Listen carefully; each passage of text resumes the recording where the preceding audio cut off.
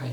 Now in today's video lecture we will go through electrovalent bonding, or we also call it as ionic bonding, and the factors on which the formation of ionic bond depends, or the factors that favors the formation of ionic bond, right? So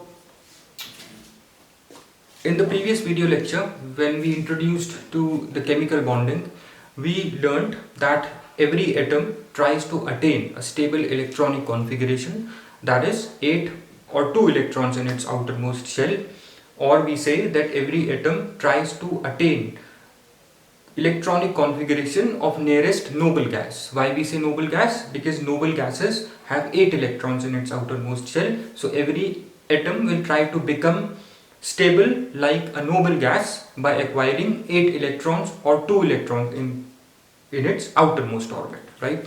So there are 3 ways using which different atoms can acquire 8 electrons in its outermost orbit. The first is either they will transfer electrons to one another, right, or they will share electrons, and the third is the electron pair that is transferred will come from one of the combining atoms, right, which is your coordinate bonding, right? The first type of way, which is acquiring 8 electrons in the outermost orbit by transfer of electrons, will result into electrovalent bonding. The second, sharing of electrons, will result into covalent bonding, right? So in this video lecture we will go through the details of electrovalent bonding, right? So electrovalent bond, we know that bond is nothing but a chemical force, right? And when we talk about electrovalent bonding, this force of attraction between atoms, right, will result after the transference of electrons from one atom to another, right? Generally the metal that transfers, the atom that transfers metal, the atom that transfer electron is a metal, and the atom that receives this transferred electron is a non-metal, right? So this force of attraction or the bond gets formed between a metal and a non-metal, right? We call this bond, right, that results after the transference of electrons as ionic bond or electrovalent bond. Why we call it as ionic bond? Because when electrons get transferred from one metal to another metal, ions will get formed, right? Transfer of electrons will result in the formation of ions, positive and negative ions, right? Due to positive and negative ions, a force of attraction will get developed between the two atoms, right? That will result in the formation of an ionic bond or an electrovalent bond, right? So what is an electrovalent bond? Basically, electrovalent bond, right? Electrovalent bond gets formed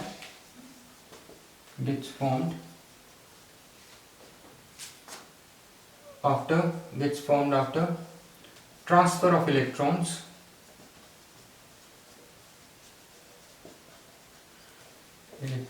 from metal atom to non-metal atom,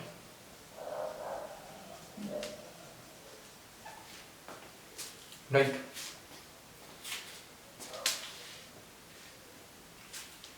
We'll take an example so that we can easily understand why this transfer of electrons takes place from metal atom towards non-metal atom. Because we know that metal atoms are those that have 1, 2 or 3 electrons in their outermost orbit, whereas non-metal atoms have 4, 5, 6, 7 electrons in their outermost orbit, right? So these metal atoms, right, if they lose 1, 2 or 3 electrons, after losing 1, 2 or 3 electrons, they will attain 8 electrons in their outermost orbit and hence will become stable, right? Whereas non-metal atoms, after gaining the electrons lost by metal atoms, will acquire stability, that is, they will acquire 8 electrons in their outermost orbit, right? So why metal atoms will lose electrons? Why not these non-metal atoms will lose electrons? Because if you see, they have less electrons in their outermost orbit, right? So it is easy to transfer, say sodium metal atom, right, that has one electron in its outermost orbit. So it is easy for sodium metal to lose that one electron, because in the outermost orbit it has only one electron, so it is easy for it to lose an electron. Similarly, chlorine atom, if you see, chlorine has 7 electrons, right, in its outermost orbit, as it is a non-metal. So instead of losing those 7 electrons, it is easy for it to accept one electron, right, because it will start losing electrons, more energy would be required, right. So it's better for non-metal, right, or it's feasible for a non-metal to gain an electron, right, and it is feasible for metal atom to lose an electron, because it has less electrons, so it can easily lose it. It has more electrons, so it can easily accept electrons. That is why electron transfer will take place from metal to non-metal atom, right.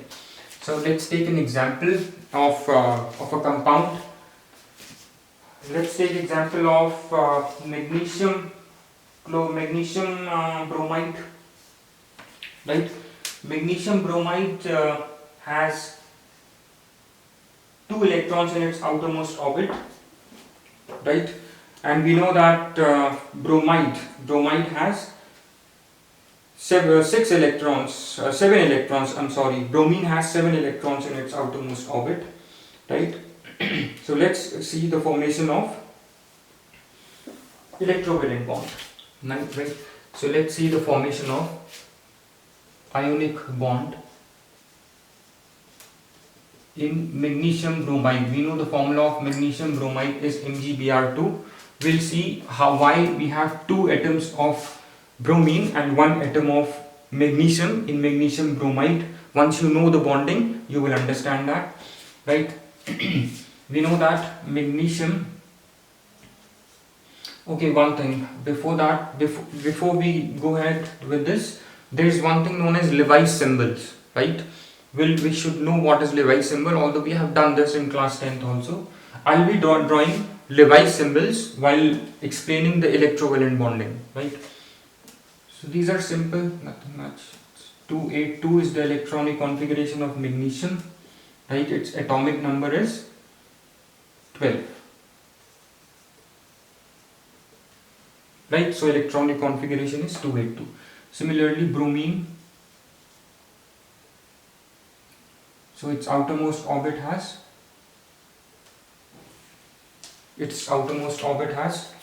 2 electrons. Let's represent these as with X. Similarly, bromine electronic configuration is 28187, right. It's 28187, right. So in its outermost orbit it has 7 electrons. 1 2 3 4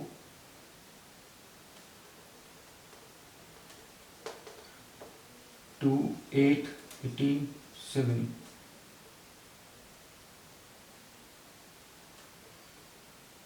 right. It has 7 electrons in its outermost orbit, right. Similarly, bromine, it has 2 bromine atoms,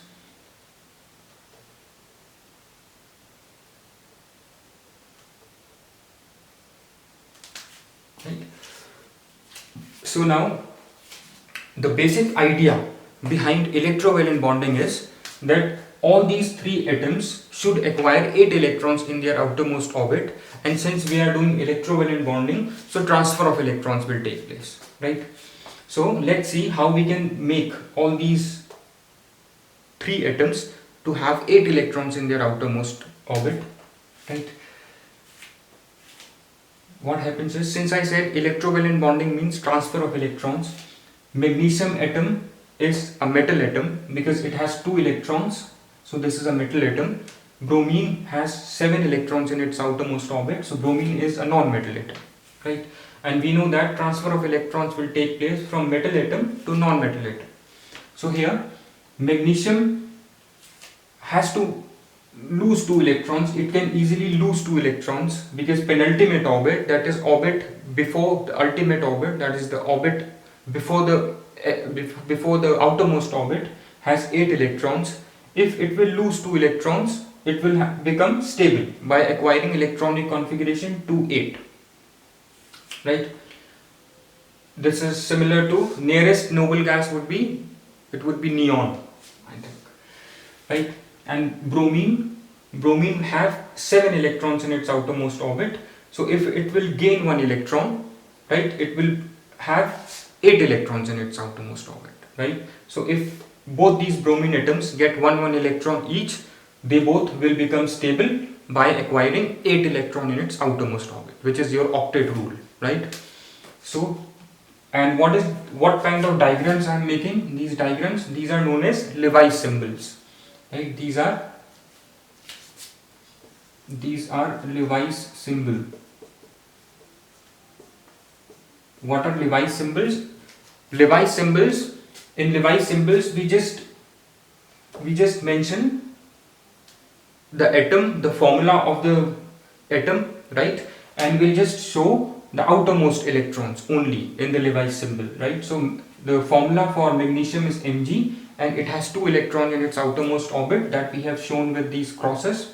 Similarly, this is the Lewis symbol for bromine, because Br is the symbol for bromine, and it has 7 electrons in its outermost orbit as per this electronic configuration. So this is the Lewis symbol for bromine, right?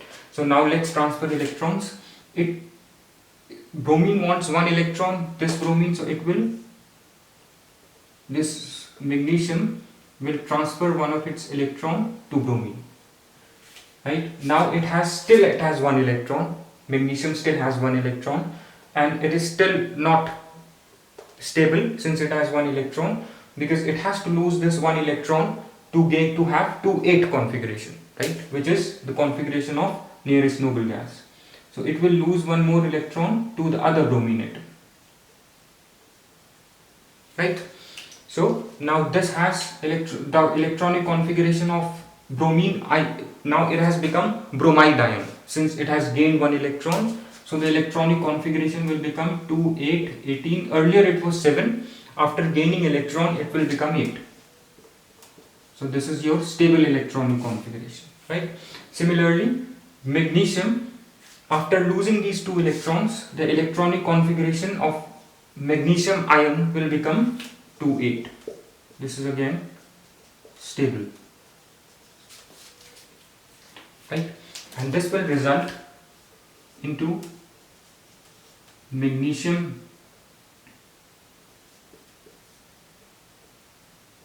2 plus, right? And you have 2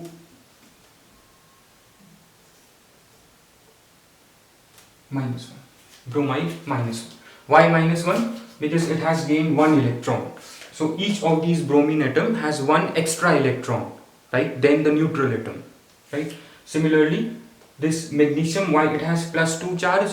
Because neutral magnesium atom has 2 electrons in its outermost orbit. So when it will lose 2 electrons, it's now deficient of 2 electrons, right? So now there is more positive charge on this magnesium atom, so it has plus 2 charge. Similarly, bromine has 1 more negative charge, so it has negative 1 negative charge, right? So just to explain, if this is the this is nucleus of bromine, nucleus of this magnesium, it has, and let's know only its outermost orbit, right? So it has inside, it has protons will be 12 protons. 12 protons means 12 positive charge, right? And in all the orbits of magnesium, it has total of 12 electrons, right? So 12 protons and it has 12 electrons, that is 12 negative charge, right, in neutral magnesium atom, which is the electronic configuration of neutral magnesium atom is 282, right? So we have 12 protons, that is 12 positive charge, and 12 electrons, that is 12 negative charge. Plus minus will become 0, so it has neutral charge, right? That is why we call it as neutral atom, because it has equal number of positive and negative charge. Now after losing two electrons, right, after losing two electrons, it still has 12 positive charge, right? But when it lost two electrons, now it has 10 negative charges. Earlier it has 12 negative charges, but after losing two electrons, now it has 10 negative charges, minus 10. So overall charge is plus 2. That is why magnesium has plus 2 charge. Similarly, if we talk about bromide, bromide has, if you just inside the nucleus and these electrons revolving around, has total number of these electrons, which is 10, 28, right, 35. It has 35 electrons, right? So it has 35 negative charge, right? And inside the nucleus it has plus 35 positive charge, right? So here minus 35 plus 35 will become 0, right? So positive charge after gain of electron, after gain of one electron, the positive charge will remain same, right? But the negative charge, that is electron, it has gained one extra electron, so the negative charge will be minus 36, right? So the overall charge would be minus 1, right? That is why bromine has a one negative charge, right? So I said that after the transfer of electrons, the transfer of electrons will result into the formation of ions, right? Now we understood how the formation of positive and negative ion took place. Since we know that a positive and negative charge has a high electrostatic force of attraction, right? Now here we have electrostatic force of attraction, right? So these two ions will attract one another, right? And both have same negative and positive charge. Two bromide ions will contribute two negative charges, and one magnesium ion will have two positive charges. So plus 2 minus 2 will become 0, right? And since both these are oppositely charged ions, so they will attract one another to form an ionic solid, right? So magnesium bromide will get formed. Two bromide ions, and one magnesium, right? So now we know why it consists of one magnesium and two bromide ions, right? So this has, now one important thing, when attraction takes place, right, whenever we have attractive interaction, energy would be released, right? And when energy would be released, in this case, then only this ionic compound will get formed, right? So formation of ionic compound will result into release of energy, right? And this release of energy, this is known as your lattice energy, right? So energy would be released, which is equal to your lattice energy, right?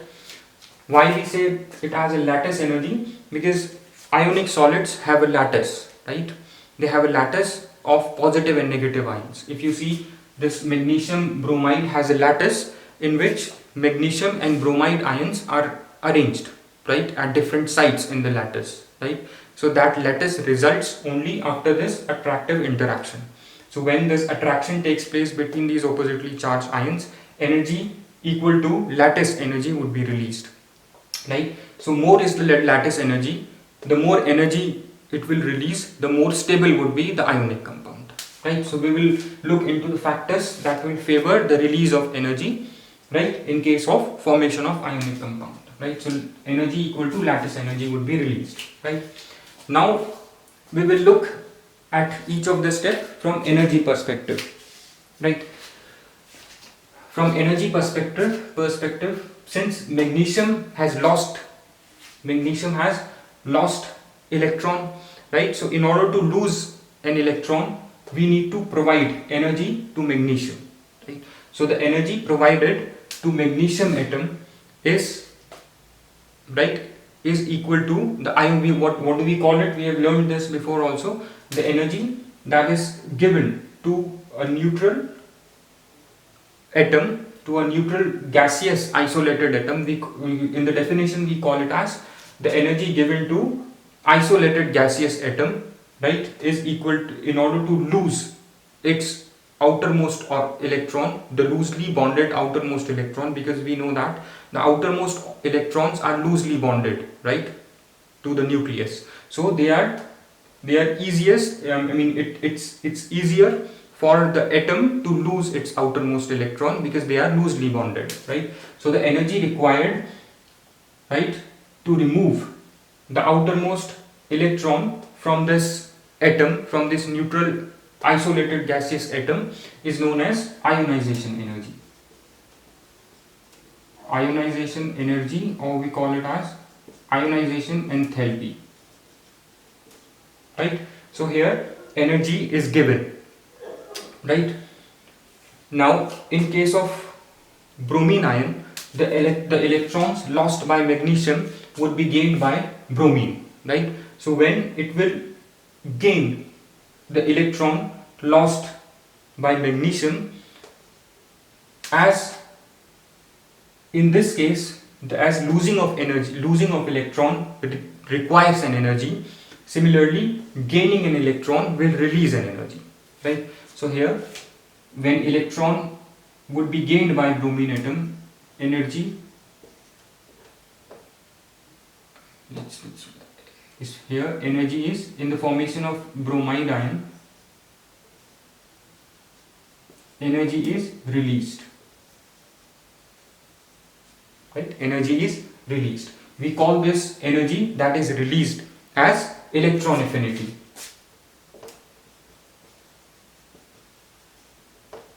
We call it as electron affinity, right.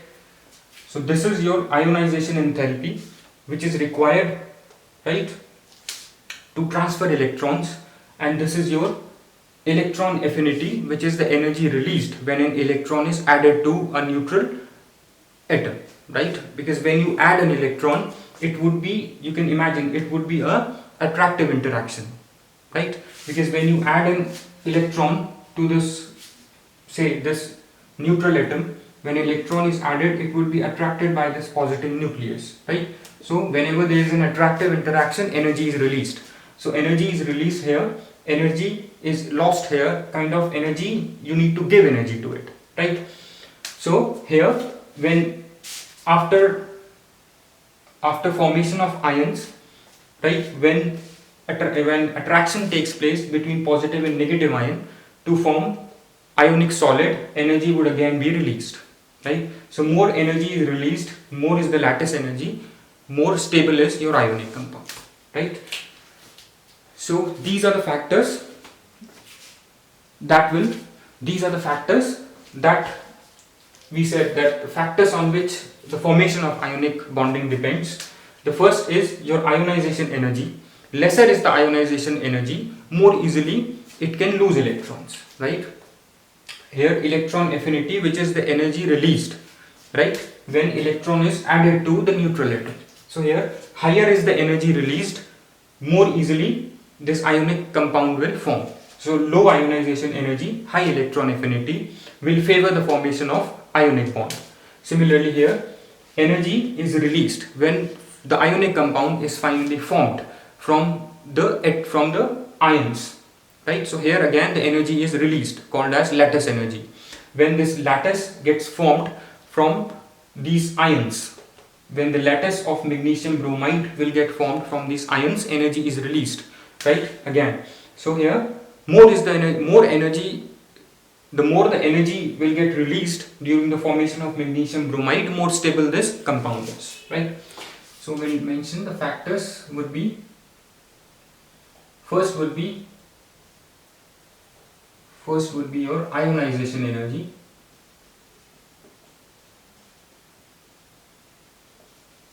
Ionization energy, which is, if I just mention, less is the energy, right, required to lose the valence electron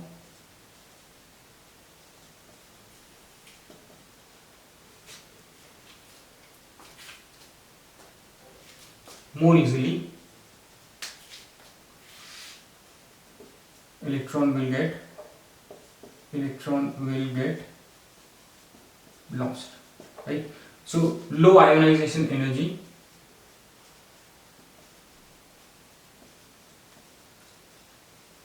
will favor the formation of ionic bond. Similarly, you have the otherwise one is your electron affinity.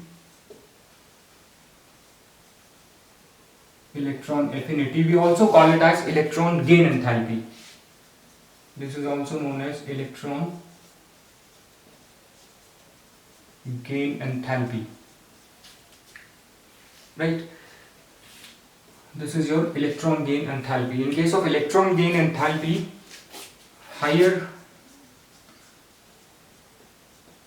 the more the energy is released when the electron is gained by this non-metal atom, more is the energy released, right? The easily the electrovalent bond get formed. So electrovalent bond, the high value of electron affinity will favor the formation of ionic bond, right? So higher electron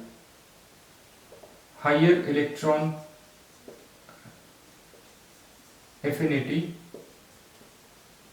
will favor ionic bond, right? Similarly, the third is your lattice energy. In case of lattice energy is again released, right? So more energy released, that means more stable is the ionic compound, right? More is the lattice energy,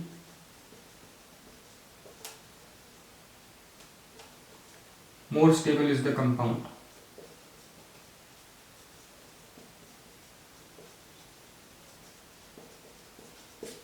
Right? So these three things you need to consider. Now lattice energy again depends on two things, right? Lattice energy depends on, this is nothing but the attractive force between the ions, right? It is attractive force between the ions. So when we have two ions, the force of attraction or the interaction between ions or the interaction between the charges is governed by Coulomb's law, right? So force between the ions is directly proportional to the product of charges and the distance between them, right? So this lattice energy depends on the charge on the ions. Higher is the charge on the ions, more is the lattice energy, right? Higher is the charge on the ions, more is the force between the ions, right? Or lesser is the distance between the ions, right? Higher is the energy, higher is the force of attraction. So what we need to see here is, higher is the force of attraction, more is the lattice energy, because more strongly the ions will attract one another, more energy they would release, right? So the factors that favor high force, right, between the ions,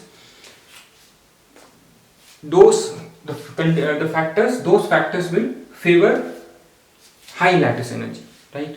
What it means is, higher is the force, right, between the ions. Higher force between the ions means higher charge, right, on the combining ions, and lesser distance, interionic distance between the ions, right? So higher charge means if you have magnesium